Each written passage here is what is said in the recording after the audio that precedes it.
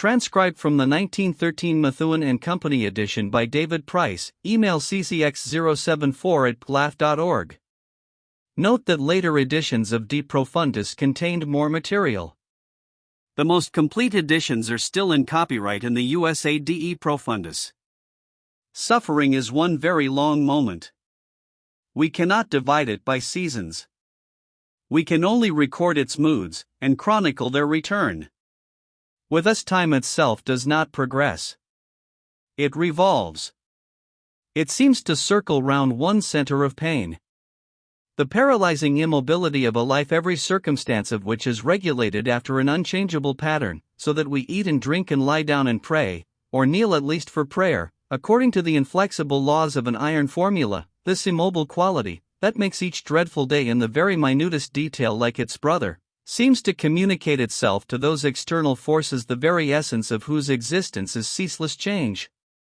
Of seed time or harvest, of the reapers bending over the corn, or the grape gatherers threading through the vines, of the grass in the orchard made white with broken blossoms or strewn with fallen fruit, of these we know nothing and can know nothing. For us there is only one season, the season of sorrow. The very sun and moon seem taken from us. Outside, the day may be blue and gold, but the light that creeps down through the thickly muffled glass of the small iron-barred window beneath which one sits is grey and niggard. It is always twilight in one's cell, as it is always twilight in one's heart. And in the sphere of thought, no less than in the sphere of time, motion is no more. The thing that you personally have long ago forgotten, or can easily forget, is happening to me now, and will happen to me again tomorrow. Remember this, and you will be able to understand a little of why I am writing, and in this manner writing. A week later, I am transferred here. 3 more months go over and my mother dies. No one knew how deeply I loved and honored her. Her death was terrible to me, but I, once a lord of language, have no words in which to express my anguish and my shame. She and my father had bequeathed me a name they had made noble and honored, not merely in literature, art, archaeology, and science, but in the public history of my own country, in its evolution as a nation. I had disgraced that name eternally. I had made it a low byword among low people. I had dragged it through the very mire. I had given it to brutes that they might make it brutal, and to fools that they might turn it into a synonym for folly. What I suffered then, and still suffer, is not for pen to write or paper to record. My wife, always kind and gentle to me, rather than that I should hear the news from indifferent lips, travelled, ill as she was, all the way from Genoa to England to break to me herself the tidings of so irreparable, so irremediable, a loss. Messages of sympathy reached me from all who had still affection for me. Even people who had not known me personally, hearing that a new sorrow had broken into my life, wrote to ask that some expression of their condolence should be conveyed to me. 3 months go over. The calendar of my daily conduct and labor that hangs on the outside of my cell door, with my name and sentence written upon it, tells me that it is May. Prosperity, pleasure, and success may be rough of grain and common in fiber, but sorrow is the most sensitive of all created things. There is nothing that stirs in the whole world of thought to which sorrow does not vibrate in terrible and exquisite pulsation. The thin beaten-out leaf of tremulous gold that chronicles the direction of forces the eye cannot see is in comparison coarse. It is a wound that bleeds when any hand but that of love touches it, and even then must bleed again, though not in pain. Where there is sorrow there is holy ground. Someday people will realize what that means. They will know nothing of life till they do, and natures like his can realize it.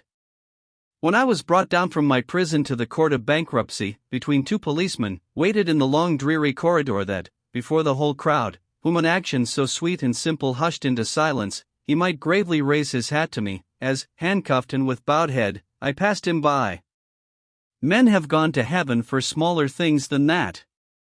It was in this spirit, and with this mode of love, that the saints knelt down to wash the feet of the poor, or stooped to kiss the leper on the cheek.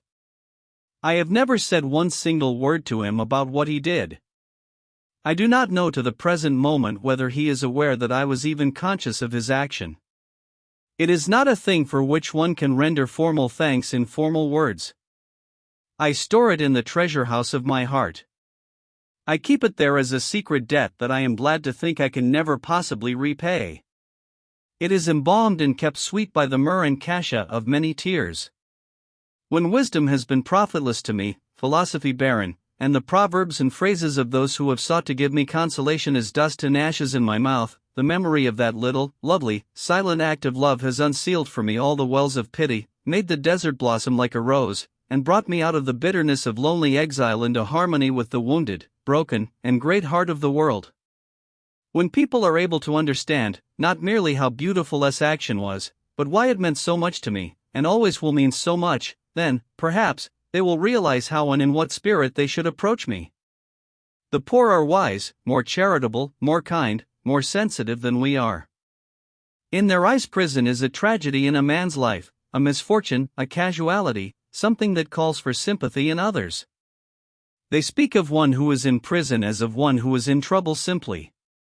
It is the phrase they always use, and the expression has the perfect wisdom of love in it. With people of our own rank it is different. With us, prison makes a man a pariah. I, and such as I am, have hardly any right to air and sun. Our presence taints the pleasures of others. We are unwelcome when we reappear. To revisit the glimpses of the moon is not for us. Our very children are taken away. Those lovely links with humanity are broken. We are doomed to be solitary, while our sons still live.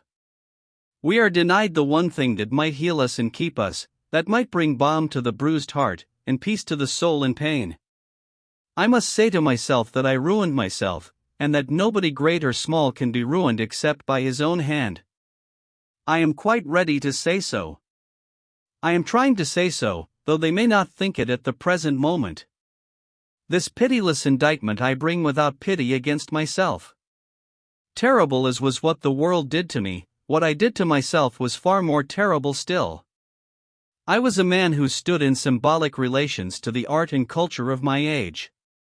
I had realized this for myself at the very dawn of my manhood, and had forced my age to realize it afterwards.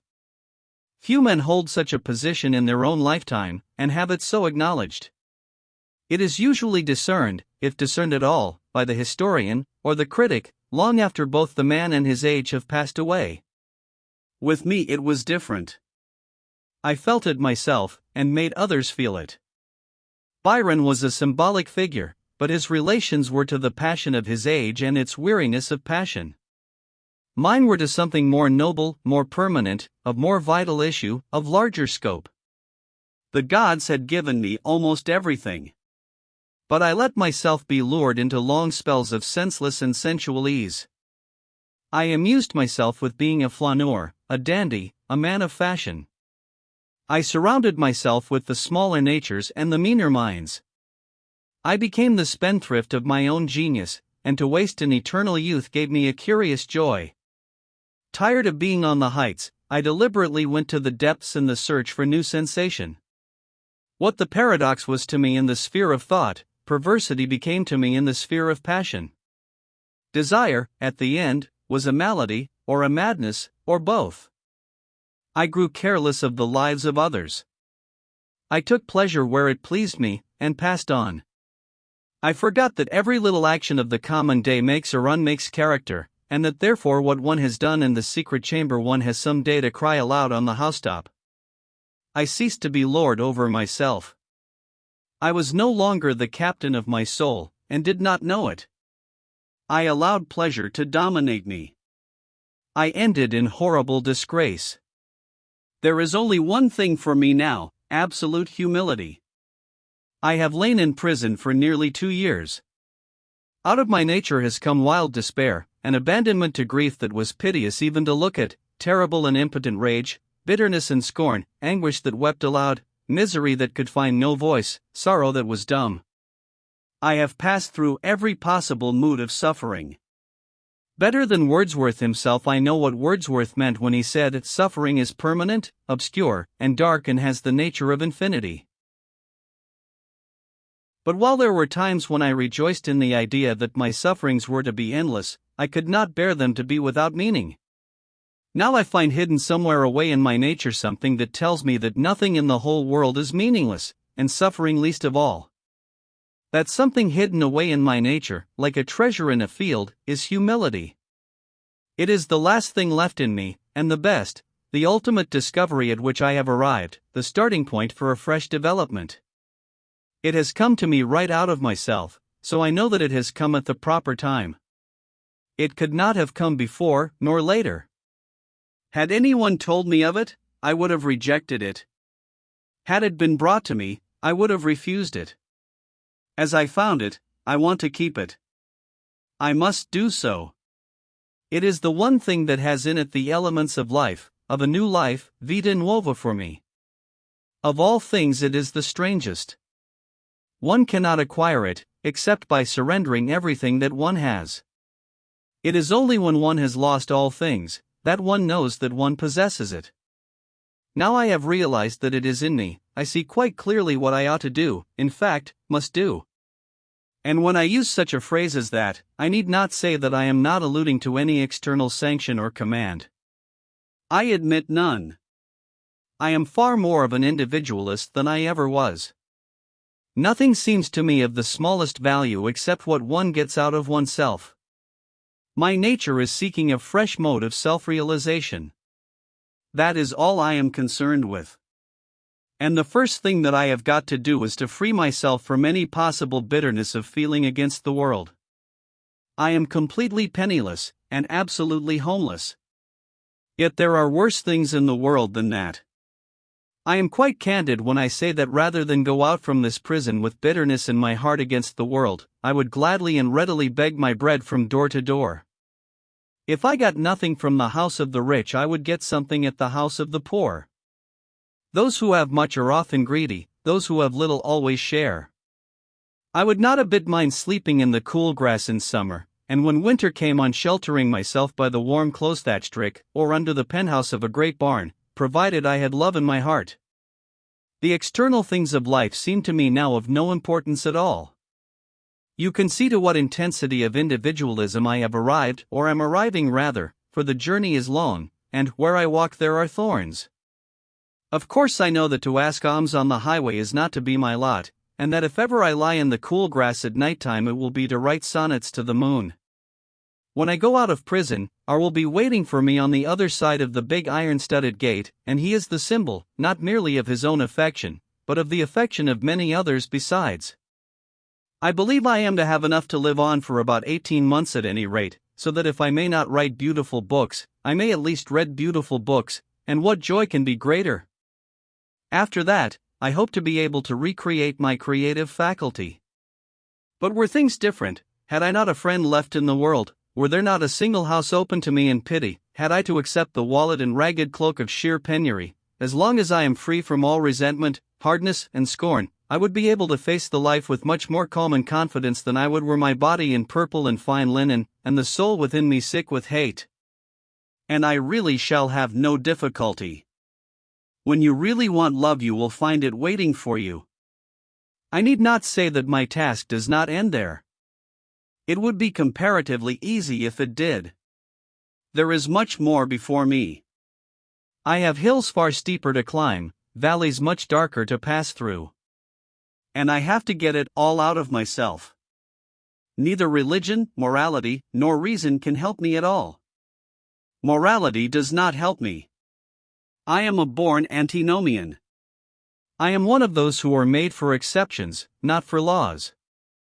But while I see that there is nothing wrong in what one does, I see that there is something wrong in what one becomes. It is well to have learned that. Religion does not help me. The faith that others give to what is unseen, I give to what one can touch and look at. My gods dwell in temples made with hands, and within the circle of actual experience is my creed made perfect and complete, too complete, it may be, for like many or all of those who have placed their heaven in this earth, I have found in it not merely the beauty of heaven, but the horror of hell also. When I think about religion at all, I feel as if I would like to found an order for those who cannot believe, the confraternity of the faithless, one might call it, where on an altar, on which no taper burned, a priest, in whose heart peace had no dwelling, might celebrate with unblessed bread and a chalice empty of wine. Everything to be true must become a religion. And agnosticism should have its ritual no less than faith. It has sown its martyrs, it should reap its saints, and praise God daily for having hidden himself from man. But whether it be faith or agnosticism, it must be nothing external to me. Its symbols must be of my own creating. Only that is spiritual which makes its own form. If I may not find its secret within myself, I shall never find it. If I have not got it already, it will never come to me. Reason does not help me. It tells me that the laws under which I am convicted are wrong and unjust laws, and the system under which I have suffered a wrong and unjust system. But, somehow, I have got to make both of these things just and right to me. And exactly as in art one is only concerned with what a particular thing is at a particular moment to oneself, so it is also in the ethical evolution of one's character. I have got to make everything that has happened to me good for me. The plank bed, the loathsome food, the hard rope shredded into oakum till one's fingertips grow dull with pain, the menial offices with which each day begins and finishes, the harsh orders that routine seems to necessitate, the dreadful dress that makes sorrow grotesque to look at, the silence, the solitude, the shame, each and all of these things I have to transform into a spiritual experience. There is not a single degradation of the body which I must not try and make into a spiritualizing of the soul. I want to get to the point when I shall be able to say quite simply, and without affectation, that the two great turning points in my life were when my father sent me to Oxford, and when society sent me to prison. I will not say that prison is the best thing that could have happened to me, for that phrase would savor of too great bitterness towards myself. I would sooner say, or hear it said of me, that I was so typical a child of my age, that in my perversity, and for that perversity's sake, I turned the good things of my life to evil, and the evil things of my life to good. What is said, however, by myself or by others, matters little. The important thing, the thing that lies before me, the thing that I have to do, if the brief remainder of my days is not to be maimed, marred, and incomplete, is to absorb into my nature all that has been done to me, to make it part of me, to accept it without complaint, fear, or reluctance. The supreme vice is shallowness. Whatever is realized is right. When first I was put into prison, some people advised me to try and forget who I was. It was ruinous advice. It is only by realizing what I am that I have found comfort of any kind. Now I am advised by others to try on my release to forget that I have ever been in a prison at all. I know that would be equally fatal. It would mean that I would always be haunted by an intolerable sense of disgrace, and that those things that are meant for me as much as for anybody else, the beauty of the sun and moon, the pageant of the seasons, the music of daybreak and the silence of great nights, the rain falling through the leaves, or the dew creeping over the grass and making it silver, would all be tainted for me, and lose their healing power, and their power of communicating joy. To regret one's own experiences is to arrest one's own development. To deny one's own experiences is to put a lie into the lips of one's own life. It is no less than a denial of the soul. For just as the body absorbs things of all kinds, things common and unclean no less than those that the priest or a vision has cleansed, and converts them into swiftness or strength, into the play of beautiful muscles and the molding of fair flesh, into the curves and colors of the hair, the lips, the eye, so the soul in its turn has its nutritive functions also, and can transform into noble moods of thought and passions of high import what in itself is base, cruel and degrading, nay, more. May find in these its most august modes of assertion, and can often reveal itself most perfectly through what was intended to desecrate or destroy. The fact of my having been the common prisoner of a common jail I must frankly accept, and, curious as it may seem, one of the things I shall have to teach myself is not to be ashamed of it. I must accept it as a punishment, and if one is ashamed of having been punished, one might just as well never have been punished at all. Of course there are many things of which I was convicted that I had not done, but then there are many things of which I was convicted that I had done, and a still greater number of things in my life for which I was never indicted at all. And as the gods are strange, and punish us for what is good and humane in us as much as for what is evil and perverse, I must accept the fact that one is punished for the good as well as for the evil that one does. I have no doubt that it is quite right one should be. It helps one, or should help one, to realize both, and not to be too conceited about either. And if I then am not ashamed of my punishment, as I hope not to be, I shall be able to think, and walk, and live with freedom. Many men on their release carry their prison about with them into the air, and hide it as a secret disgrace in their hearts, and at length, like poor poisoned things, creep into some hole and die. It is wretched that they should have to do so, and it is wrong, terribly wrong, of society that it should force them to do so. Society takes upon itself the right to inflict appalling punishment on the individual, but it also has the supreme vice of shallowness, and fails to realize what it has done. When the man's punishment is over, it leaves him to himself, that is to say, it abandons him at the very moment when its highest duty towards him begins. It is really ashamed of its own actions, and shuns those whom it has punished, as people shun a creditor whose debt they cannot pay, or one on whom they have inflicted an irreparable and irremediable wrong. I can claim on my side that if I realize what I have suffered, society should realize what it has inflicted on me, and that there should be no bitterness or hate on either side. Of course, I know that from one point of view things will be made different for me than for others, must indeed, by the very nature of the case, be made so. The poor thieves and outcasts who are imprisoned here with me are in many respects more fortunate than I am. The little way in Grey City or Green Field that saw their sin is small. To find those who know nothing of what they have done, they need go no further than a bird might fly between the twilight and the dawn, but for me the world is shriveled to a hand's breadth, and everywhere I turn my name is written on the rocks and lead. For I have come, not from obscurity into the momentary notoriety of crime, but from a sort of eternity of fame to a sort of eternity of infamy, and sometimes seem to myself to have shown, if indeed it required showing, that between the famous and the infamous there is but one step, if as much as one. Still, in the very fact that people will recognize me wherever I go, and know all about my life, as far as its follies go, I can discern something good for me. It will force on me the necessity of again asserting myself as an artist, and as soon as I possibly can. If I can produce only one beautiful work of art, I shall be able to rob malice of its venom, and cowardice of its sneer, and to pluck out the tongue of scorn by the roots. And if life be, as it surely is, a problem to me, I am no less a problem to life.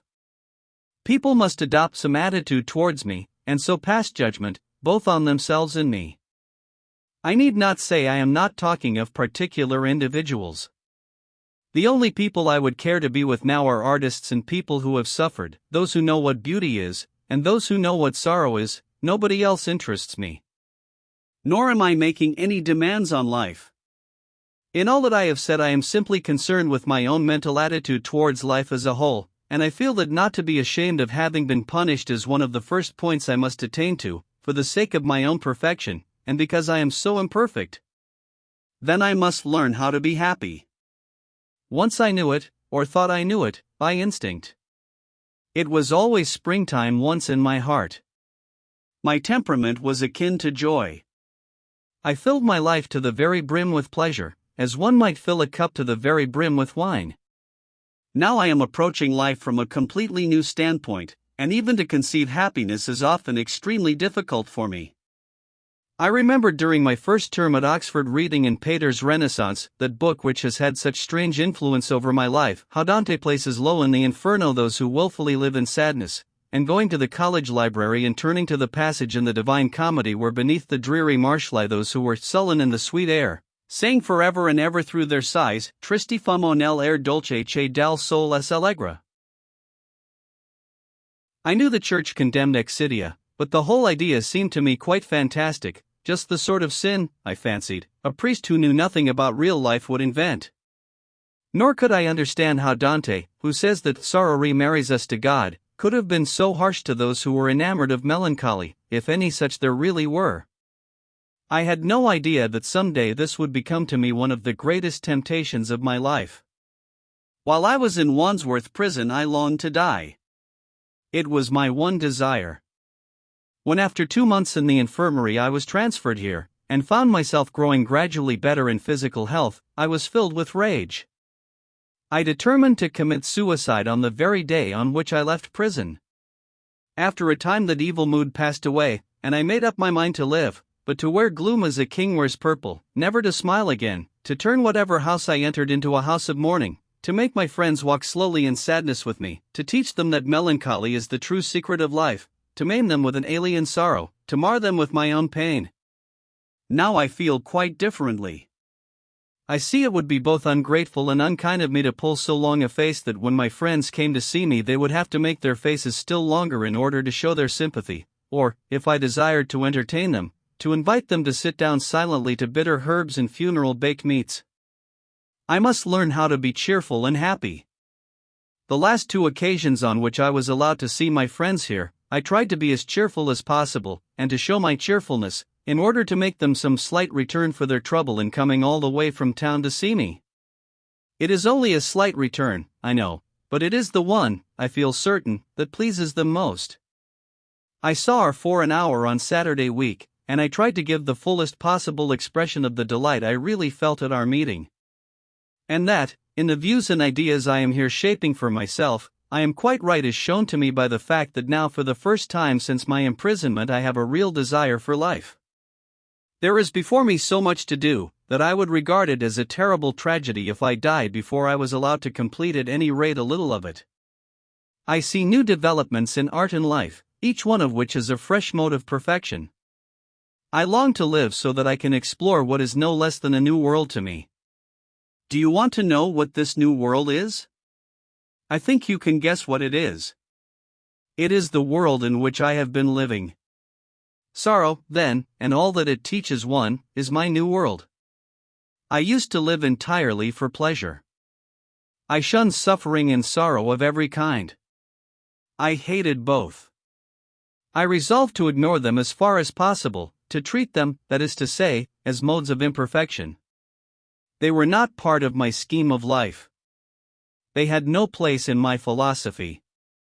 My mother, who knew life as a whole, used often to quote to me Goethe's lines, written by Carlyle in a book he had given her years ago, and translated by him, I fancy, also, who never ate his bread in sorrow, who never spent the midnight hours weeping and waiting for the morrow, he knows you not, ye heavenly powers. They were the lines which the noble Queen of Prussia, whom Napoleon treated with such coarse brutality, used to quote in her humiliation in exile. They were the lines my mother often quoted in the troubles of her later life. I absolutely declined to accept or admit the enormous truth hidden in them. I could not understand it. I remember quite well how I used to tell her that I did not want to eat my bread in sorrow, or to pass any night weeping and watching for a more bitter dawn. I had no idea that it was one of the special things that the fates had in store for me, that for a whole year of my life, indeed, I was to do little else. But so has my portion been meted out to me, and during the last few months I have, after terrible difficulties and struggles, been able to comprehend some of the lessons hidden in the heart of pain. Clergymen and people who use phrases without wisdom sometimes talk of suffering as a mystery. It is really a revelation. One discerns things one never discerned before. One approaches the whole of history from a different standpoint. What one had felt dimly, through instinct, about art, is intellectually and emotionally realized with perfect clearness of vision and absolute intensity of apprehension. I now see that sorrow, being the supreme emotion of which man is capable, is at once the type and test of all great art. What the artist is always looking for is the mode of existence in which soul and body are one and indivisible, in which the outward is expressive of the inward, in which form reveals. Of such modes of existence there are not a few. Youth and the arts preoccupied with youth may serve as a model for us at one moment, at another we may like to think that, in its subtlety and sensitiveness of impression, its suggestion of a spirit dwelling in external things and making its raiment of earth and air, of mist and city alike, and in its morbid sympathy of its moods, and tones, and colors, modern landscape art is realizing for us pictorially what was realized in such plastic perfection by the Greeks. Music, in which all subject is absorbed in expression and cannot be separated from it, is a complex example, and a flower or a child a simple example, of what I mean, but sorrow is the ultimate type both in life and art. Behind joy and laughter there may be a temperament, coarse, hard and callous. But behind sorrow there is always sorrow. Pain, unlike pleasure, wears no mask.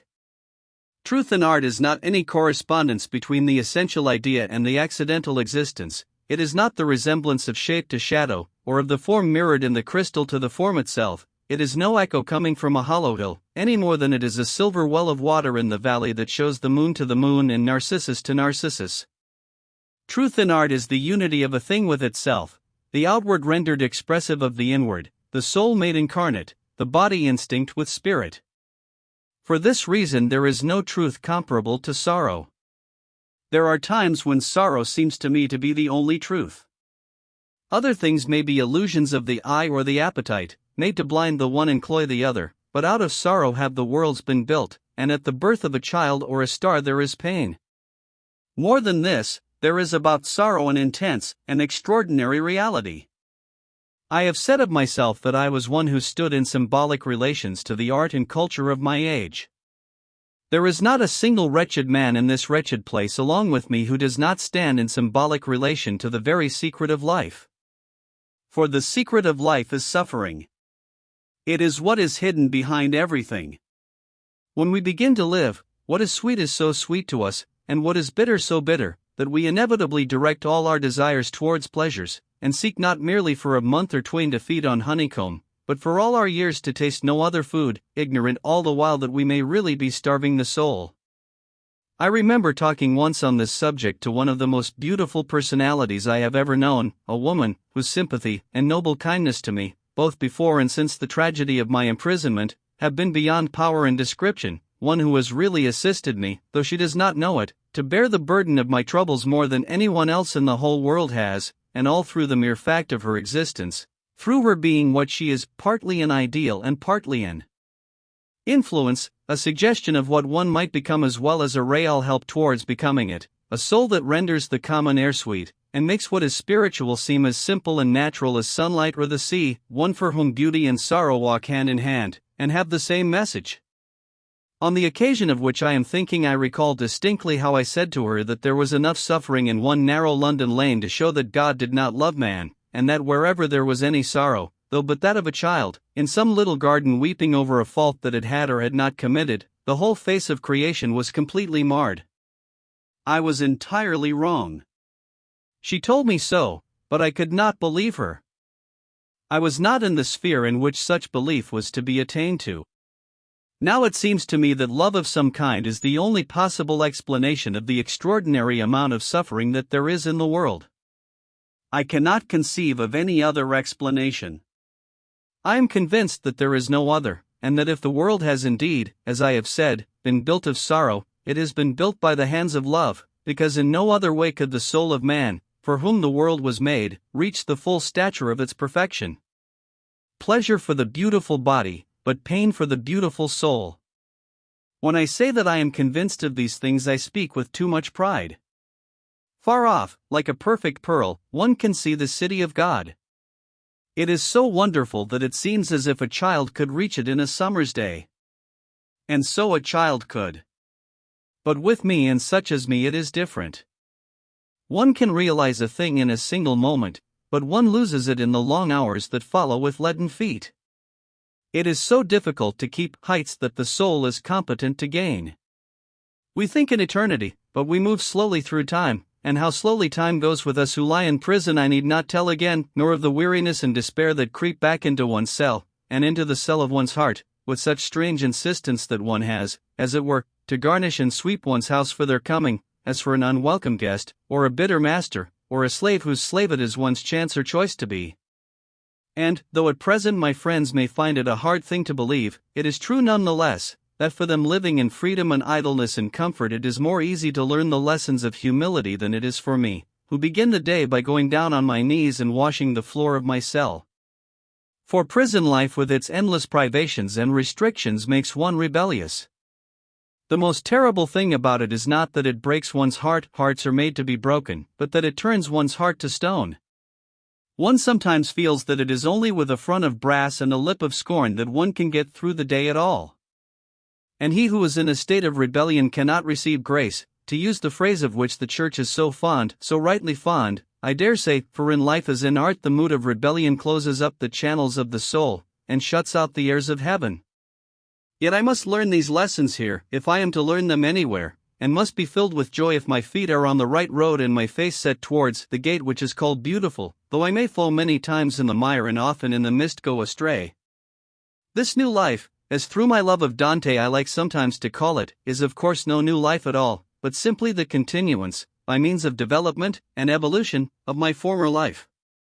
I remember when I was at Oxford saying to one of my friends as we were strolling round Magdalen's narrow bird-haunted walks one morning in the year before I took my degree, that I wanted to eat of the fruit of all the trees in the garden of the world, and that I was going out into the world with that passion in my soul. And so, indeed, I went out, and so I lived. My only mistake was that I confined myself so exclusively to the trees of what seemed to me the sunlit side of the garden, and shunned the other side for its shadow and its gloom. Failure, disgrace, poverty, sorrow, despair, suffering, tears, even the broken words that come from lips in pain, remorse that makes one walk on thorns, conscience that condemns, self-abasement that punishes, the misery that puts ashes on its head, the anguish that chooses sackcloth for its raiment and into its own drink puts gall, all these were things of which I was afraid. And as I had determined to know nothing of them, I was forced to taste each of them in turn, to feed on them, to have for a season, indeed, no other food at all. I don't regret for a single moment having lived for pleasure. I did it to the full, as one should do everything that one does. There was no pleasure I did not experience. I threw the pearl of my soul into a cup of wine. I went down the primrose path to the sound of flutes. I lived on honeycomb. But to have continued the same life would have been wrong because it would have been limiting. I had to pass on. The other half of the garden had its secrets for me also. Of course, all this is foreshadowed and prefigured in my books.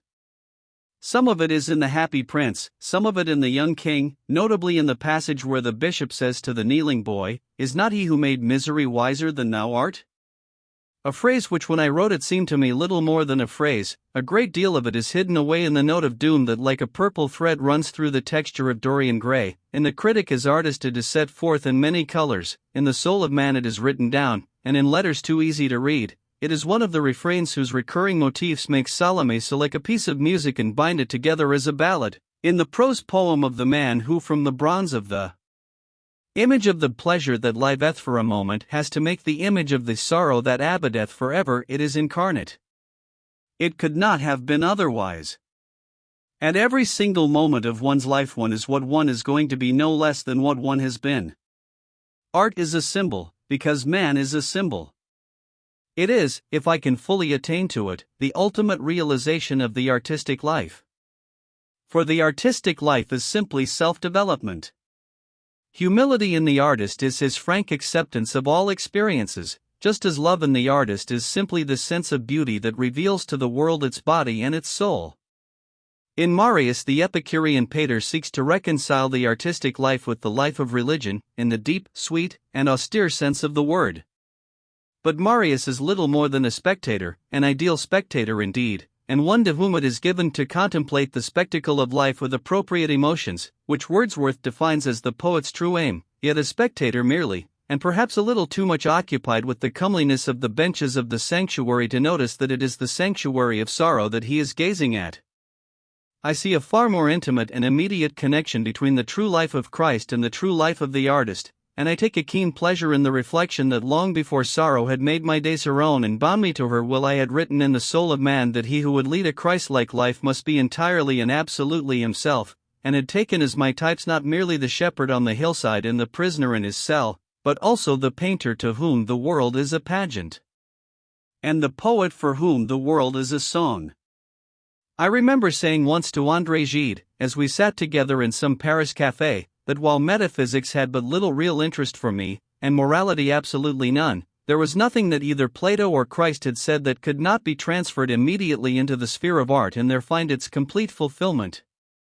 Nor is it merely that we can discern in Christ that close union of personality with perfection which forms the real distinction between the classical and romantic movement in life, but the very basis of his nature was the same as that of the nature of the artist, an intense and flame-like imagination. He realized in the entire sphere of human relations that imaginative sympathy which in the sphere of art is the sole secret of creation. He understood the leprosy of the leper, the darkness of the blind, the fierce misery of those who live for pleasure, the strange poverty of the rich. Someone wrote to me in trouble, When you are not on your pedestal, you are not interesting. How remote was the writer from what Matthew Arnold calls the secret of Jesus? Either would have taught him that whatever happens to another happens to oneself, and if you want an inscription to read at dawn and at night time, and for pleasure or for pain, write up on the walls of your house in letters for the sun to gild and the moon to silver, whatever happens to oneself happens to another. Christ's place indeed is with the poets.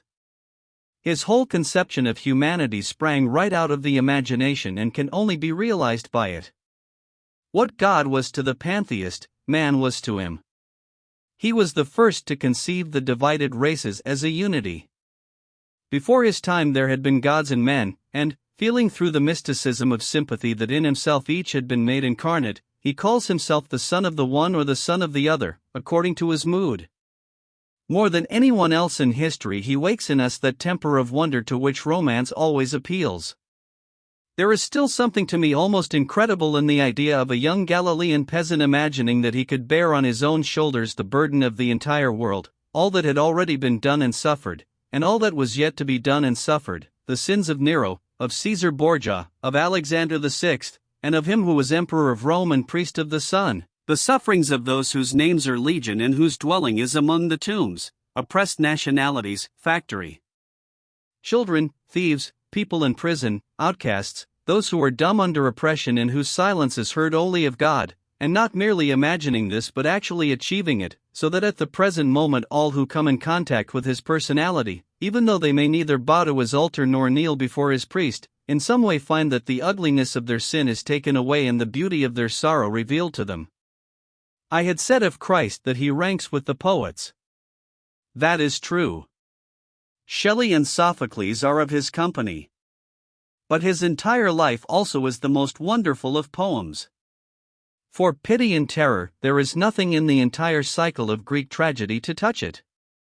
The absolute purity of the protagonist raises the entire scheme to a height of romantic art from which the sufferings of Thebes and Pelops' line are by their very horror excluded, and shows how wrong Aristotle was when he said in his treatise on the drama that it would be impossible to bear the spectacle of one blameless in pain.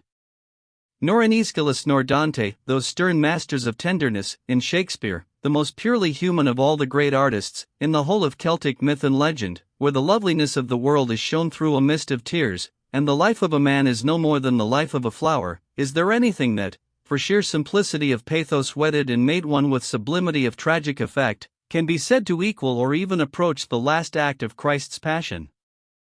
The little supper with his companions, one of whom has already sold him for a price, the anguish in the quiet moonlit garden, the false friend coming close to him so as to betray him with a kiss, the friend who still believed in him, and on whom as on a rock he had hoped to build a house of refuge for man, denying him as the bird cried to the dawn, his own utter loneliness, his submission, his acceptance of everything, and along with it all such scenes as the high priest of orthodoxy rending his raiment in wrath, and the magistrate of civil justice calling for water in the vain hope of cleansing himself of that stain of innocent blood that makes him the scarlet figure of history, the coronation ceremony of sorrow, one of the most wonderful things in the whole of recorded time, the crucifixion of the innocent one before the eyes of his mother and of the disciple whom he loved, the soldiers gambling and throwing dice for his clothes, the terrible death by which he gave the world its most eternal symbol, and his final burial in the tomb of the rich man, his body swathed in Egyptian linen with costly spices and perfumes as though he had been a king's son. When one contemplates all this from the point of view of art alone, one cannot but be grateful that the supreme office of the Church should be the playing of the tragedy without the shedding of blood, the mystical presentation, by means of dialogue and costume and gesture even, of the passion of her Lord. And it is always a source of pleasure and awe to me to remember that the ultimate survival of the Greek chorus, lost elsewhere to art, is to be found in the servitor answering the priest at Massachusetts. Yet the whole life of Christ, so entirely may sorrow and beauty be made one in their meaning and manifestation, is really an idyll, though it ends with the veil of the temple being rent, and the darkness coming over the face of the earth, and the stone rolled to the door of the sepulchre. One always thinks of him as a young bridegroom with his companions, as indeed he somewhere describes himself, as a shepherd straying through a valley with his sheep in search of green meadow or cool stream, as a singer trying to build out of the music the walls of the city of God, or as a lover for whose love the whole world was too small. His miracles seem to me to be as exquisite as the coming of spring, and quite as natural. I see no difficulty at all in believing that such was the charm of his personality that his mere presence could bring peace to souls in anguish, and that those who touched his garments or his hands forgot their pain, or that as he passed by on the highway of life people who had seen nothing of life's mystery, saw it clearly, and others who had been deaf to every voice but that of pleasure heard for the first time the voice of love and found it as musical as Apollo's lute, or that evil passions fled at his approach, and men whose dull unimaginative lives had been but a mode of death rose as it were from the grave when he called them, or that when he taught on the hillside the multitude forgot their hunger and thirst and the cares of this world, and that to his friends who listened to him as he sat at meat the coarse food seemed delicate, and the water had the taste of good wine, and the whole house became full of the odor and sweetness of nard. Renan in his Vie de Jesus, that gracious fifth gospel, the gospel according to St. Thomas, one might call it, says somewhere that Christ's great achievement was that he made himself as much loved after his death as he had been during his lifetime. And certainly, if his place is among the poets, he is the leader of all the lovers. He saw that love was the first secret of the world for which the wise men had been looking, and that it was only through love that one could approach either the heart of the leper or the feet of God. And above all, Christ is the most supreme of individualists. Humility, like the artistic acceptance of all experiences, is merely a mode of manifestation. It is man's soul that Christ is always looking for. He calls it God's kingdom, and finds it in every one. He compares it to little things, to a tiny seed, to a handful of leaven, to a pearl. That is because one realizes one's soul only by getting rid of all alien passions, all acquired culture, and all external possessions, be they good or evil. I bore up against everything with some stubbornness of will and much rebellion of nature, till I had absolutely nothing left in the world but one thing.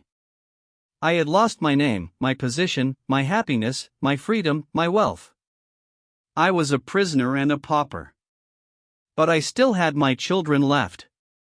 Suddenly they were taken away from me by the law. It was a blow so appalling that I did not know what to do, so I flung myself on my knees, and bowed my head, and wept, and said, "The body of a child is as the body of the Lord, I am not worthy of either."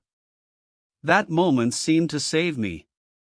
I saw then that the only thing for me was to accept everything. Since then, curious as it will no doubt sound, I have been happier. It was of course my soul in its ultimate essence that I had reached. In many ways I had been its enemy, but I found it waiting for me as a friend. When one comes in contact with the soul, it makes one simple as a child, as Christ said one should be. It is tragic how few people ever possess their souls before they die. Nothing is more rare in any man, says Immerse, than an act of his own. It is quite true. Most people are other people. Their thoughts are someone else's opinions, their lives a mimicry, their passions a quotation. Christ was not merely the supreme individualist, but he was the first individualist in history. People have tried to make him out an ordinary philanthropist, or ranked him as an altruist with the scientific and sentimental. But he was really neither one nor the other. Pity he has, of course, for the poor, for those who are shut up in prisons, for the lowly, for the wretched, but he has far more pity for the rich, for the hard hedonists, for those who waste their freedom in becoming slaves to things, for those who wear soft raiment and live in kings' houses. Riches and pleasure seem to him to be really greater tragedies than poverty or sorrow. And as for altruism, who knew better than he that it is vocation not volition that determines us, and that one cannot gather grapes of thorns or figs from thistles? To live for others as a definite self-conscious aim was not his creed. It was not the basis of his creed. When he says, "Forgive your enemies," it is not for the sake of the enemy, but for one's own sake that he says so, and because love is more beautiful than hate. In his own entreaty to the young man, "Sell all that thou hast and give to the poor," it is not of the state of the poor that he is thinking but of the soul of the young man, the soul that wealth was marring. In his view of life he is one with the artist who knows that by the inevitable law of self-perfection, the poet must sing, and the sculptor think in bronze, and the painter make the world a mirror for his moods, as surely and as certainly as the hawthorn must blossom in spring, and the corn turn to gold at harvest time, and the moon in her ordered wanderings change from shield to sickle, and from sickle to shield. But while Christ did not say to men, "Live for others," he pointed out that there was no difference at all between the lives of others and one's own life. By this means he gave to man an extended, a titan personality. Since his coming, the history of each separate individual is, or can be made, the history of the world. Of course, culture has intensified the personality of man. Art has made us myriad-minded. Those who have the artistic temperament go into exile with Dante and learn how salt is the bread of others, and how steep their stairs. They catch for a moment the serenity and calm of Goethe, and yet know but too well that Baudelaire cried to God, "O Seigneur, donne-moi la force et le courage de contempler mon corps et mon cœur sans dégoût." Out of Shakespeare's sonnets they draw, to their own hurt it may be, the secret of his love and make it their own. They look with new eyes on modern life, because they have listened to one of Chopin's nocturnes, or handled Greek things, or read the story of the passion of some dead man for some dead woman whose hair was like threads of fine gold, and whose mouth was as a pomegranate. But the sympathy of the artistic temperament is necessarily with what has found expression. In words or in colors, in music or in marble, behind the painted masks of an Aeschylean play, or through some Sicilian shepherd's pierced and jointed reeds, the man and his message must have been revealed. To the artist, expression is the only mode under which he can conceive life at all. To him what is dumb is dead. But to Christ it was not so. With a width and wonder of imagination that fills one almost with awe, he took the entire world of the inarticulate, the voiceless world of pain, as his kingdom, and made of himself its eternal mouthpiece. Those of whom I have spoken, who are dumb under oppression, and whose silence is heard only of God, he chose as his brothers. He sought to become eyes to the blind, ears to the deaf, and a cry in the lips of those whose tongues had been tied. His desire was to be to the myriads who had found no utterance a very trumpet through which they might call to heaven. And feeling, with the artistic nature of one to whom suffering and sorrow were modes through which he could realize his conception of the beautiful, that an idea is of no value till it becomes incarnate and is made an image, he made of himself the image of the man of sorrows, and as such has fascinated and dominated art as no Greek god ever succeeded in doing. For the Greek gods, in spite of the white and red of their fair fleet limbs, were not really what they appeared to be. The curved brow of Apollo was like the sun's disk crescent over a hill at dawn, and his feet were as the wings of the morning, but he himself had been cruel to Marsyas and had made Niobe childless. In the steel shields of Athena's eyes there had been no pity for Arachne. The pomp and peacocks of Hera were all that was really noble about her, and the father of the gods himself had been too fond of the daughters of men. The two most deeply suggestive figures of Greek mythology were, for religion, Demeter, an earth goddess, not one of the Olympians, and for art, Dionysus, the son of a mortal woman to whom the moment of his birth had proved also the moment of her death. But life itself from its lowliest and most humble sphere produced one far more marvelous than the mother of Proserpina or the son of Semele. Out of the carpenter's shop at Nazareth had come a personality infinitely greater than any made by myth and legend, and one, strangely enough, destined to reveal to the world the mystical meaning of wine and the real beauties of the lilies of the field as none, either on Cytheron or Edena, had ever done. The song of Isaiah, "He is despised and rejected of men, a man of sorrows and acquainted with grief, and we hid as it were our faces from him," had seemed to him to prefigure himself, and in him the prophecy was fulfilled. We must not be afraid of such a phrase. Every single work of art is the fulfillment of a prophecy, for every work of art is the conversion of an idea into an image. Every single human being should be the fulfillment of a prophecy, for every human being should be the realization of some ideal, either in the mind of God or in the mind of man. Christ found the type and fixed it, and the dream of a Virgilian poet, either at Jerusalem or at Babylon, became in the long progress of the centuries incarnate in him for whom the world was waiting. To me, one of the things in history the most to be regretted is that the Christ's own Renaissance, which has produced the cathedral at Chartres, the Arthurian cycle of legends, the life of Saint Francis of Assisi, the art of Giotto, and Dante's Divine Comedy, was not allowed to develop on its own lines, but was interrupted and spoiled by the dreary classical Renaissance that gave us Petrarch, and Raphael's frescoes, and Palladian architecture, and formal French tragedy, and St. Paul's Cathedral, and Pope's poetry, and everything that is made from without and by dead rules, and does not spring from within through some spirit informing it. But wherever there is a romantic movement in art, there somehow, and under some form, is Christ, or the soul of Christ. He is in Romeo and Juliet, in The Winter's Tale, in Provençal poetry, in The Ancient Mariner, in La Belle Dame sans Merci, and in Chatterton's Ballad of Charity. We owe to him the most diverse things in people.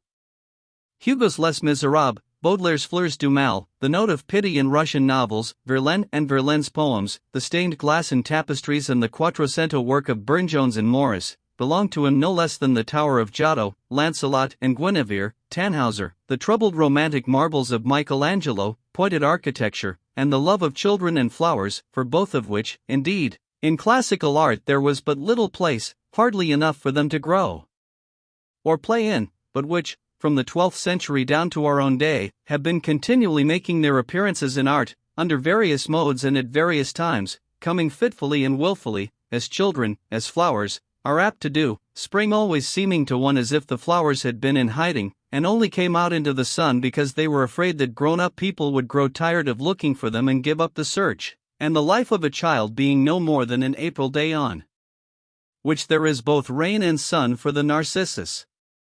It is the imaginative quality of Christ's own nature that makes him this palpitating center of romance. The strange figures of poetic drama and ballad are made by the imagination of others, but out of his own imagination entirely did Jesus of Nazareth create himself. The cry of Isaiah had really no more to do with his coming than the song of the nightingale has to do with the rising of the moon, no more, though perhaps no less. He was the denial as well as the affirmation of prophecy. For every expectation that he fulfilled there was another that he destroyed. In all beauty, says Bacon, there is some strangeness of proportion, and of those who are born of the Spirit, of those, that is to say, who like himself are dynamic forces, Christ says that they are like the wind that bloweth where it listeth, and no man can tell whence it cometh and whither it goeth. That is why he is so fascinating to artists. He has all the color elements of life: mystery, strangeness, pathos, suggestion, ecstasy, love. He appeals to the temper of wonder, and creates that mood in which alone he can be understood. And to me it is a joy to remember that if he is of imagination all compact, the world itself is of the same substance. I said in Dorian Gray that the great sins of the world take place in the brain, but it is in the brain that everything takes place. We know now that we do not see with the eyes or hear with the ears. They are really channels for the transmission, adequate or inadequate, of sense impressions. It is in the brain that the poppy is red, that the apple is odorous, that the skylark sings. Of late I have been studying with diligence the 4 prose poems about Christ. At Christmas I managed to get hold of a Greek Testament, and every morning, after I had cleaned my cell and polished my tins, I read a little of the Gospels, a dozen verses taken by chance anywhere. It is a delightful way of opening the day. Every one, even in a turbulent, ill-disciplined life, should do the same. Endless repetition, in and out of season, has spoiled for us the freshness, the naivete, the simple romantic charm of the Gospels. We hear them read far too often and far too badly, and all repetition is anti-spiritual. When one returns to the Greek, it is like going into a garden of lilies out of some narrow and dark house. And to me, the pleasure is doubled by the reflection that it is extremely probable that we have the actual terms, the ipsissima verba, used by Christ.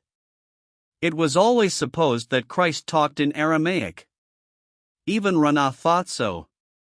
But now we know that the Galilean peasants, like the Irish peasants of our own day, were bilingual, and that Greek was the ordinary language of intercourse all over Palestine, as indeed all over the Eastern world. I never liked the idea that we knew of Christ's own words only through a translation of a translation. It is a delight to me to think that as far as his conversation was concerned, Charmides might have listened to him, and Socrates reasoned with him, and Plato understood him, that he really said epsilon y omega epsilon iota mu iota omicron pi omicron iota mu eta nu omicron kappa alpha lambda omicron, that when he thought of the lilies of the field and how they neither toil nor spin, his absolute expression was kappa alpha tau alpha y alpha theta epsilon tau alpha kappa rho nu alpha tau omicron upsilon alpha gamma rho omicron upsilon tau omega alpha upsilon z alpha nu epsilon iota omicron upsilon kappa omicron pi iota upsilon omicron upsilon delta epsilon nu eta theta epsilon iota. and that his last word when he cried out, "My life has been completed, has reached its fulfillment, has been perfected," was exactly as St. John tells us it was, tau epsilon tau lambda epsilon sigma tau alpha iota, no more. While in reading the Gospels, particularly that of St. John himself, or whatever early Gnostic took his name and mantle, I see the continual assertion of the imagination as the basis of all spiritual and material life. I see also that to Christ imagination was simply a form of love, and that to him love was Lord in the fullest meaning of the phrase. Some 6 weeks ago I was allowed by the doctor to have white bread to eat instead of the coarse black or brown bread of ordinary prison fare. It is a great delicacy. It will sound strange that dry bread could possibly be a delicacy to anyone. To me it is so much so that at the close of each meal I carefully eat whatever crumbs may be left on my tin plate, or have fallen on the rough towel that one uses as a cloth so as not to soil one's table, and I do so not from hunger. I get now quite sufficient food, but simply in order that nothing should be wasted of what is given to me. So one should look on love. Christ, like all fascinating personalities, had the power of not merely saying beautiful things himself, but of making other people say beautiful things to him, and I love the story St. Mark tells us about the Greek woman, who, when as a trial of her faith he said to her that he could not give her the bread of the children of Israel, answered him that the little dogs, kappa upsilon nu alpha rho iota alpha, little dogs it should be rendered, who are under the table eat of the crumbs that the children let fall. Most people live for love and admiration. But it is by love and admiration that we should live. If any love is shown us, we should recognize that we are quite unworthy of it. Nobody is worthy to be loved. The fact that God loves man shows us that in the divine order of ideal things it is written that eternal love is to be given to what is eternally unworthy. Or if that phrase seems to be a bitter one to bear, let us say that everyone is worthy of love, except him who thinks that he is. Love is a sacrament that should be taken kneeling, and Domini, non sum dignus should be on the lips and in the hearts of those who receive it. If ever I write again, in the sense of producing artistic work, there are just two subjects on which and through which I desire to express myself. One is Christ as the precursor of the romantic movement in life, the other is the artistic life considered in its relation to conduct. The first is, of course, intensely fascinating, for I see in Christ not merely the essentials of the supreme romantic type, but all the accidents, the willfulnesses even, of the romantic temperament also. He was the first person who ever said to people that they should live flower-like lives. He fixed the phrase. He took children as the type of what people should try to become. He held them up as examples to their elders, which I myself have always thought the chief use of children, if what is perfect should have a use.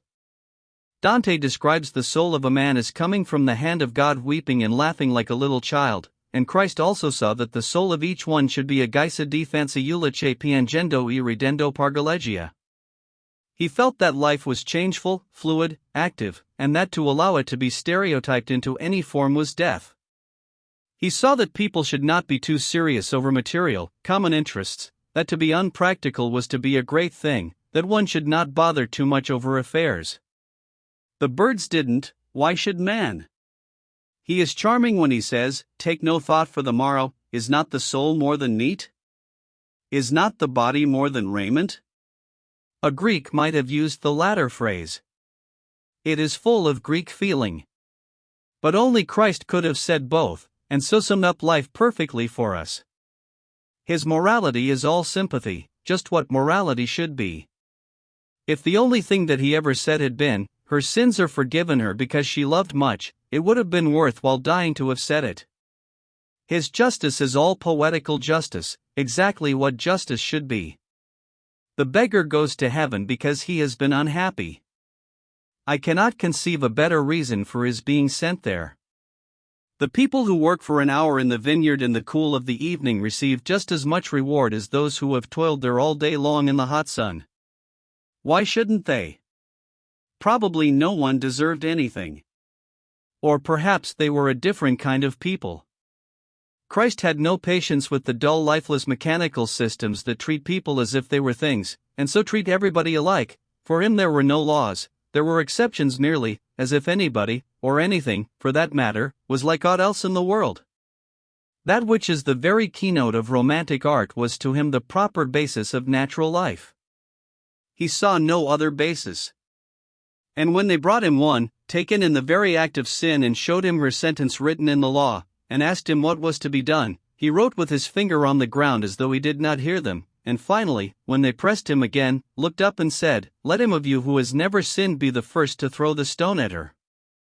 It was worth while living to have said that. Like all poetical natures, he loved ignorant people. He knew that in the soul of one who is ignorant there is always room for a great idea. But he could not stand stupid people, especially those who are made stupid by education, people who are full of opinions not one of which they even understand, a peculiarly modern type, summed up by Christ when he describes it as the type of one who has the key of knowledge, cannot use it himself, and does not allow other people to use it, though it may be made to open the gate of God's kingdom. His chief war was against the Philistines. That is the war every child of light has to wage. Philistinism was the note of the age and community in which he lived. In their heavy inaccessibility to ideas, their dull respectability, their tedious orthodoxy, their worship of vulgar success, their entire preoccupation with the gross materialistic side of life, and their ridiculous estimate of themselves and their importance, the Jews of Jerusalem in Christ's day were the exact counterpart of the British Philistine of our own. Christ mocked at the whited sepulchre of respectability, and fixed that phrase forever. He treated worldly success as a thing absolutely to be despised. He saw nothing in it at all. He looked on wealth as an encumbrance to a man. He would not hear of life being sacrificed to any system of thought or morals. He pointed out that forms and ceremonies were made for man, not man for forms and ceremonies. He took Sabbatarianism as a type of the things that should be set at naught. The cold philanthropies, the ostentatious public charities, the tedious formalisms so dear to the middle-class mind, he exposed with utter and relentless scorn. To us, what is termed orthodoxy is merely a facile unintelligent acquiescence, but to them, and in their hands, it was a terrible and paralyzing tyranny. Christ swept it aside. He showed that the Spirit alone was of value. He took a keen pleasure in pointing out to them that though they were always reading the law and the prophets, they had not really the smallest idea of what either of them meant. In opposition to their tithing of each separate day into the fixed routine of prescribed duties, as they tithe mint and rue, he preached the enormous importance of living completely for the moment. Those whom he saved from their sins are saved simply for beautiful moments in their lives. Mary Magdalene, when she sees Christ, breaks the rich vase of alabaster that one of her 7 lovers had given her, and spills the odorous spices over his tired dusty feet, and for that one moment's sake sits forever with Ruth and Beatrice in the tresses of the snow-white rose of paradise. All that Christ says to us by the way of a little warning is that every moment should be beautiful, that the soul should always be ready for the coming of the bridegroom, always waiting for the voice of the lover, Philistinism being simply that side of man's nature that is not illumined by the imagination. He sees all the lovely influences of life as modes of light, the imagination itself as the world of light. The world is made by it, and yet the world cannot understand it. That is because the imagination is simply a manifestation of love, and it is love and the capacity for it that distinguishes one human being from another. But it is when he deals with a sinner that Christ is most romantic, in the sense of most real. The world had always loved the saint as being the nearest possible approach to the perfection of God. Christ, through some divine instinct in him, seems to have always loved the sinner as being the nearest possible approach to the perfection of man. His primary desire was not to reform people, any more than his primary desire was to relieve suffering. To turn an interesting thief into a tedious honest man was not his aim. He would have thought little of the Prisoners' Aid Society and other modern movements of the kind. The conversion of a publican into a Pharisee would not have seemed to him a great achievement. But in a manner not yet understood of the world, he regarded sin and suffering as being in themselves beautiful holy things and modes of perfection. It seems a very dangerous idea. It is all great ideas are dangerous. That it was Christ's creed admits of no doubt. That it is the true creed I don't doubt myself. Of course the sinner must repent. But why?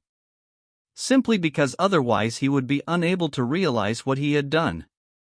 The moment of repentance is the moment of initiation. More than that, it is the means by which one alters one's past. The Greeks thought that impossible. They often say in their gnomic aphorisms, even the gods cannot alter the past. Christ showed that the commonest sinner could do it, that it was the one thing he could do. Christ, had he been asked, would have said, "I feel quite certain about it, that the moment the prodigal son fell on his knees and wept, he made his having wasted his substance with harlots, his swineherding and hungering for the husks they ate, beautiful and holy moments in his life." It is difficult for most people to grasp the idea. I dare say one has to go to prison to understand it. If so, it may be worthwhile going to prison. There is something so unique about Christ. Of course, just as there are false dawns before the dawn itself, and winter days so full of sudden sunlight that they will cheat the wise crocus into squandering its gold before its time, and make some foolish bird call to its mate to build on barren boughs, so there were Christians before Christ.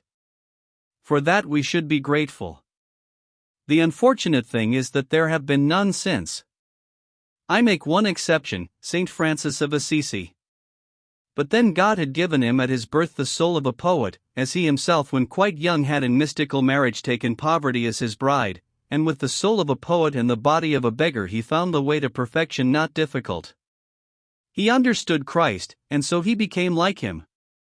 We do not require the Liber Conformitatem to teach us that the life of St. Francis was the true Imitatio Christi, a poem compared to which the book of that name is merely prose.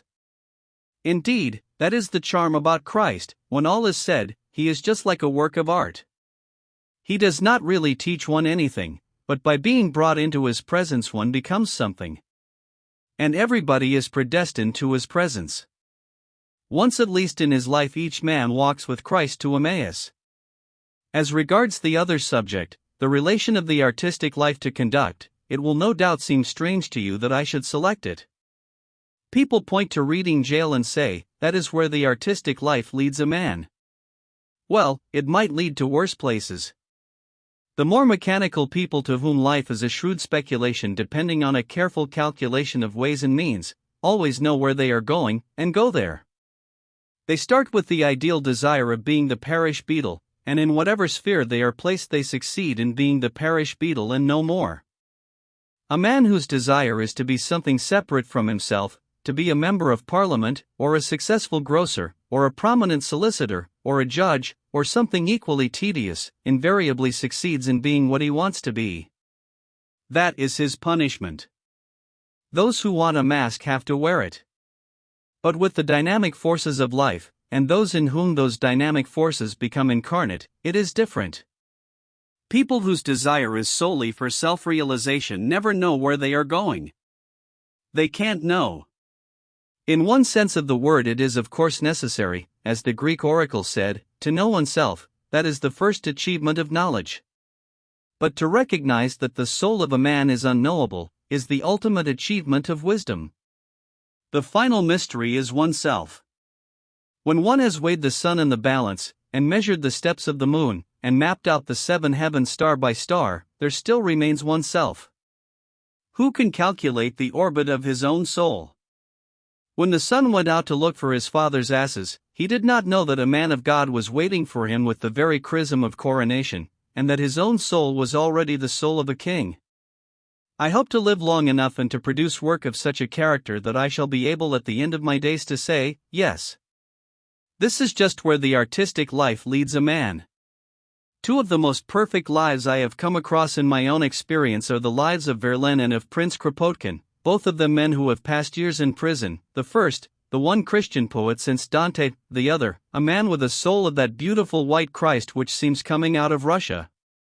And for the last 7 or 8 months, in spite of a succession of great troubles reaching me from the outside world almost without intermission, I have been placed in direct contact with the new spirit working in this prison through man and things, that has helped me beyond any possibility of expression in words, so that while for the first year of my imprisonment I did nothing else, and can remember doing nothing else, but wring my hands in impotent despair, and say, what an ending, what an appalling ending, now I try to say to myself, and sometimes when I am not torturing myself do really and sincerely say, what a beginning, what a wonderful beginning. It may really be so. It may become so. If it does, I shall owe much to this new personality that has altered every man's life in this place. You may realize it when I say that had I been released last May, as I tried to be, I would have left this place loathing it and every official in it with a bitterness of hatred that would have poisoned my life. I have had a year longer of imprisonment, but humanity has been in the prison along with us all, and now when I go out I shall always remember great kindnesses that I have received here from almost everybody, and on the day of my release I shall give many thanks to many people, and ask to be remembered by them in turn. The prison style is absolutely and entirely wrong. I would give anything to be able to alter it when I go out. I intend to try.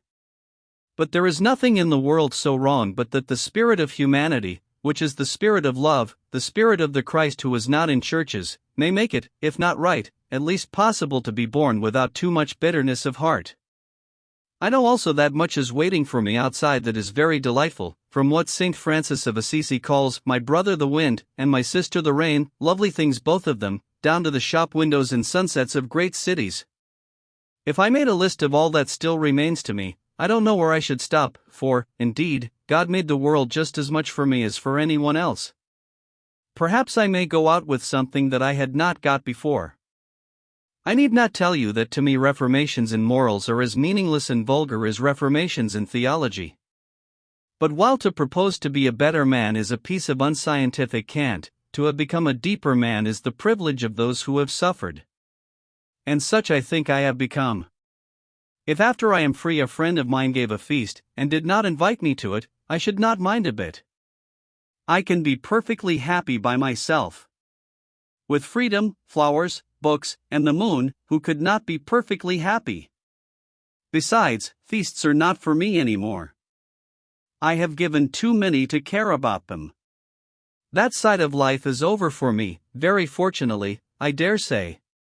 But if after I am free a friend of mine had a sorrow and refused to allow me to share it, I should feel it most bitterly. If he shut the doors of the house of mourning against me, I would come back again and beg to be admitted, so that I might share in what I was entitled to share in. If he thought me unworthy, unfit to weep with him, I should feel it as the most poignant humiliation, as the most terrible mode in which disgrace could be inflicted on me. But that could not be. I have a right to share in sorrow, and he who can look at the loveliness of the world and share its sorrow, and realize something of the wonder of both, is in immediate contact with divine things, and has got as near to God's secret as anyone can get. Perhaps there may come into my art also, no less than into my life, a still deeper note, one of greater unity of passion, and directness of impulse. Not width but intensity is the true aim of modern art. We are no longer in art concerned with the type.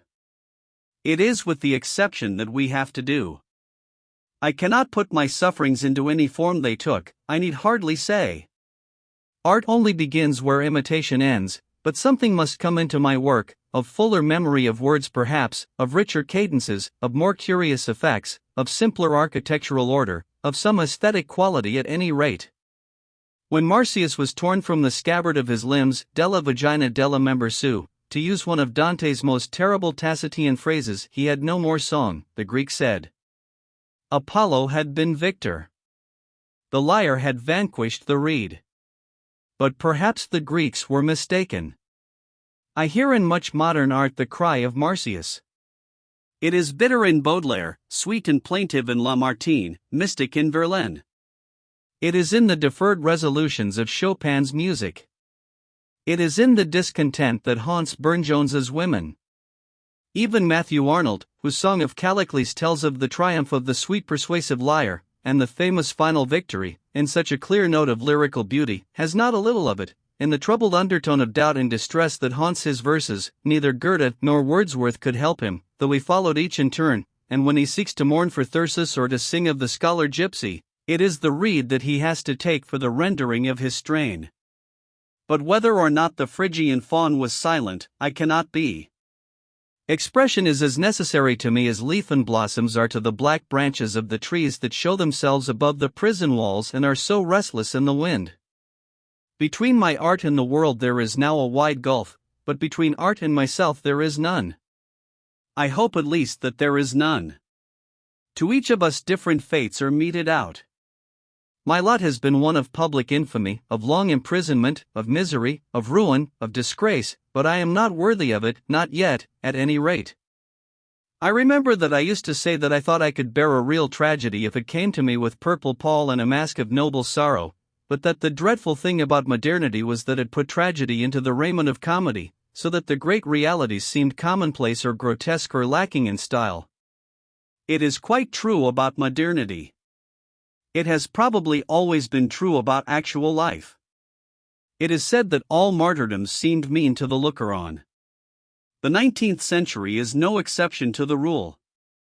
Everything about my tragedy has been hideous, mean, repellent, lacking in style. Our very dress makes us grotesque. We are the zanies of sorrow. We are clowns whose hearts are broken. We are specially designed to appeal to the sense of humor. On November 13, 1895, I was brought down here from London. From 2 o'clock till 2:30 on that day I had to stand on the centre platform of Clapham Junction in convict dress, and handcuffed, for the world to look at. I had been taken out of the hospital ward without a moment's notice being given to me. Of all possible objects I was the most grotesque. When people saw me they laughed. Each train as it came up swelled the audience. Nothing could exceed their amusement. That was, of course, before they knew who I was. As soon as they had been informed they laughed still more. For half an hour I stood there in the grey November rain surrounded by a jeering mob. For a year after that was done to me I wept every day at the same hour and for the same space of time. That is not such a tragic thing as possibly it sounds to you. To those who are in prison tears are a part of every day's experience. A day in prison on which one does not weep is a day on which one's heart is hard, not a day on which one's heart is happy.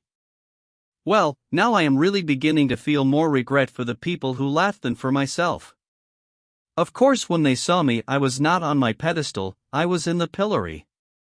But it is a very unimaginative nature that only cares for people on their pedestals.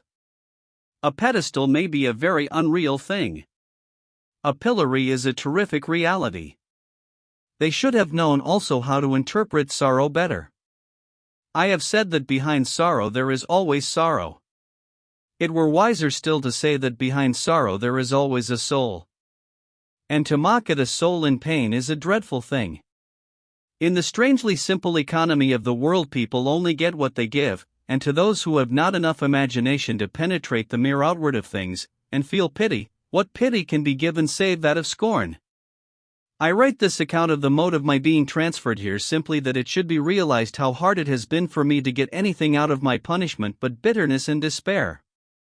I have, however, to do it, and now and then I have moments of submission and acceptance. All the spring may be hidden in the single bud, and the low-ground nest of the lark may hold the joy that is to herald the feet of many rose-red dawns.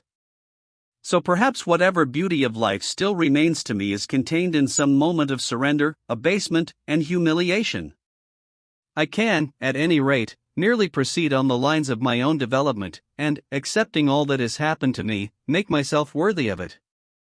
People used to say of me that I was too individualistic. I must be far more of an individualist than ever I was. I must get far more out of myself than ever I got, and ask far less of the world than ever I asked. Indeed, my ruin came not from too great individualism of life, but from too little.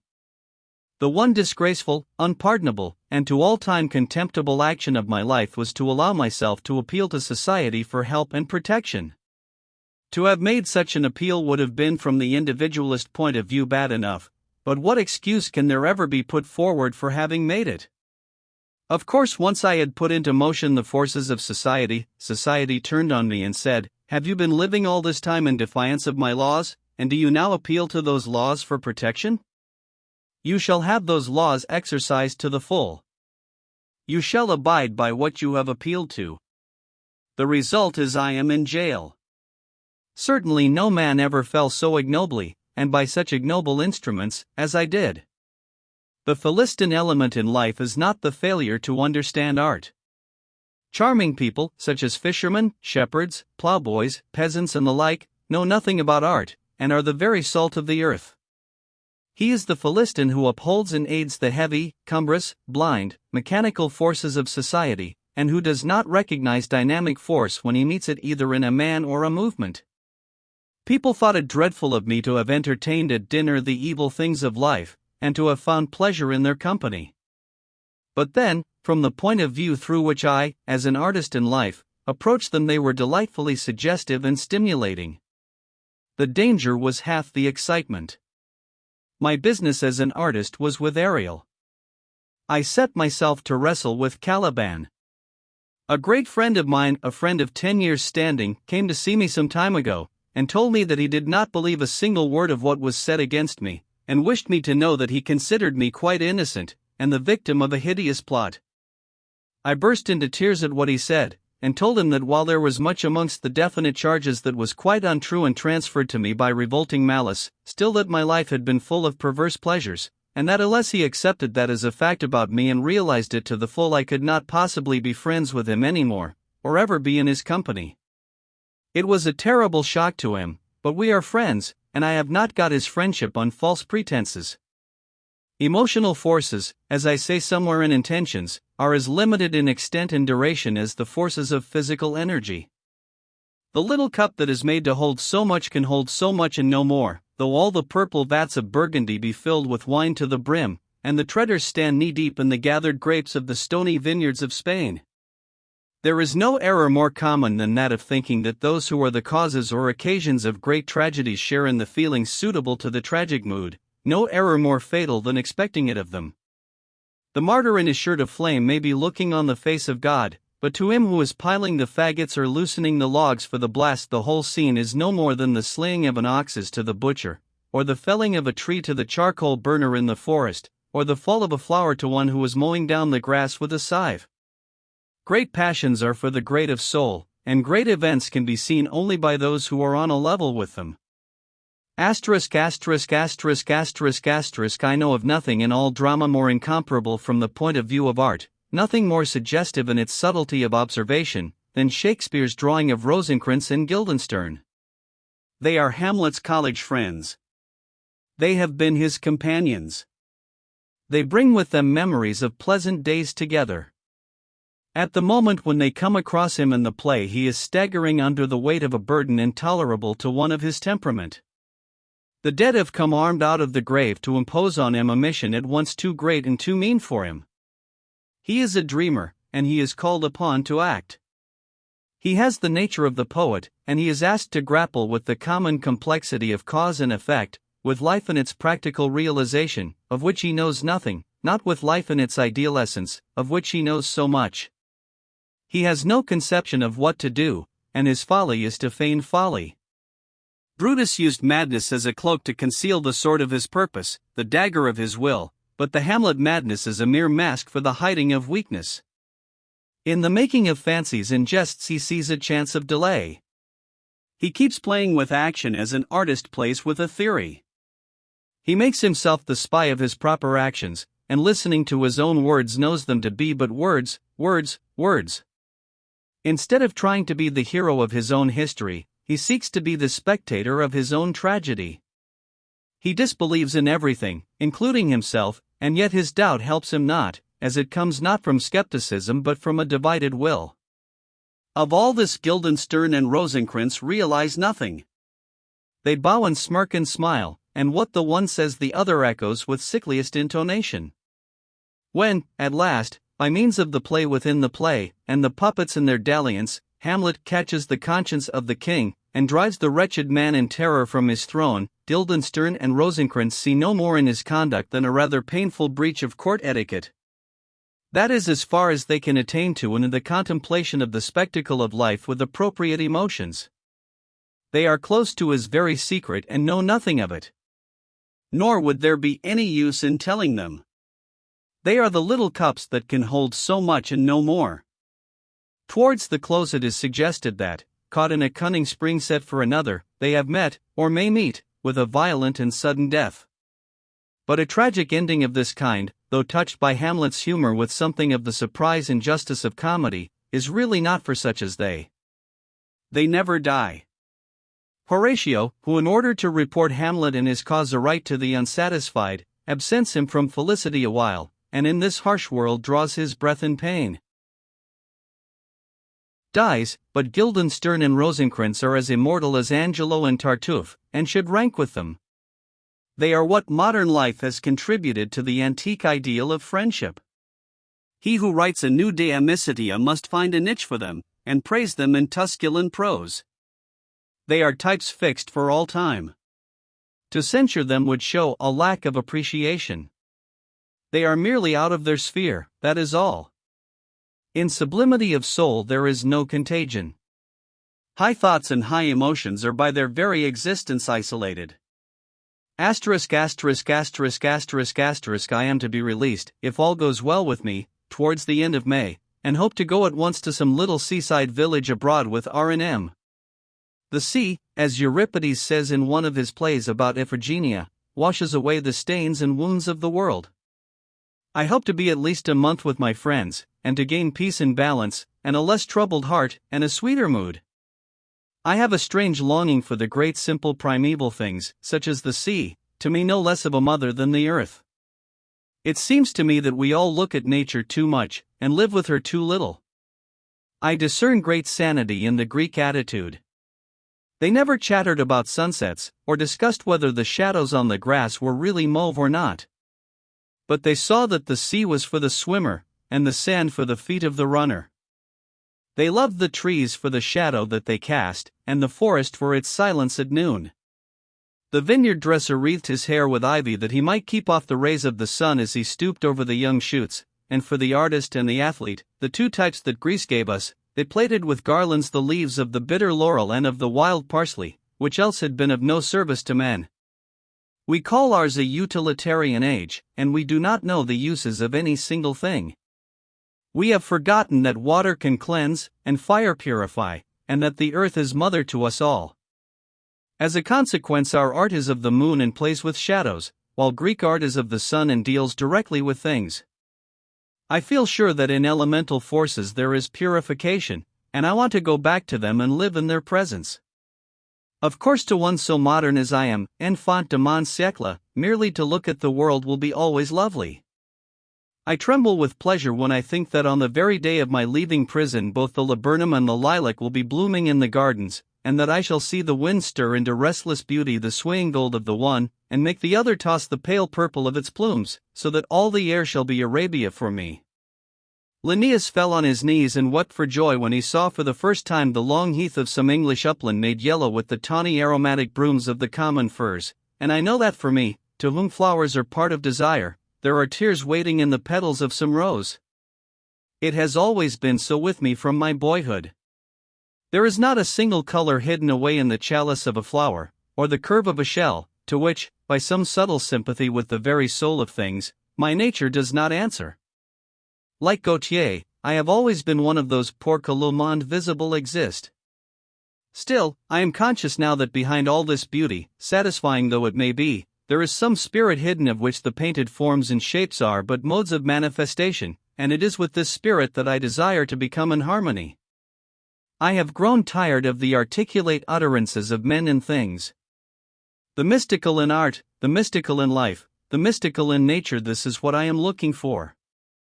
It is absolutely necessary for me to find it somewhere. All trials are trials for one's life, just as all sentences are sentences of death, and 3 times have I been tried. The first time I left the box to be arrested, the second time to be led back to the house of detention, the third time to pass into a prison for 2 years. Society, as we have constituted it, will have no place for me, has none to offer, but nature, whose sweet rains fall on unjust and just alike, will have clefts in the rocks where I may hide, and secret valleys in whose silence I may weep undisturbed. She will hang the night with stars so that I may walk abroad in the darkness without stumbling, and send the wind over my footprints so that none may track me to my hurt. She will cleanse me in great waters, and with bitter herbs make me whole.